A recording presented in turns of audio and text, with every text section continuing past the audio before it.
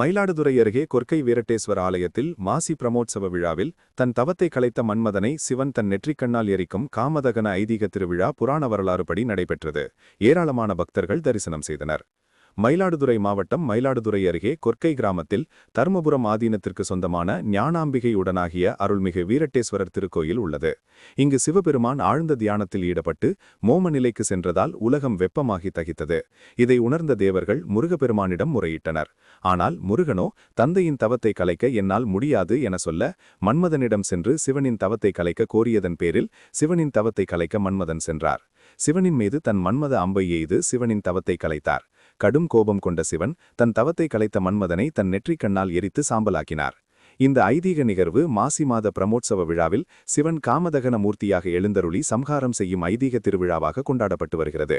அந்த வகையில் விழா கடந்த 21ஆம் தேதி கொடியேற்றத்துடன் துவங்கி 5ஆம் நாள் விழாவாக இன்று மன்மதனை சிவன் தன் நெற்றிக்கண்ணால் எரிக்கும் காமதகன ஐதீக திருவிழா நடைபெற்றது.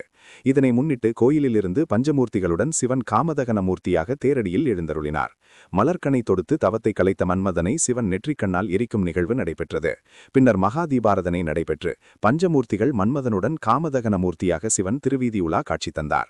வீடுகள் தோறும் பொதுமக்கள் அர்ச்சனை தீபாரதனை செய்து வழிபாடு நடத்தினர். இதில் தர்மபுரம் திருநாவுக்கரசு தம்பிரான் சுவாமிகள் உள்ளிட்ட ஏராளமான பக்தர்கள் தரிசனம் செய்தனர்.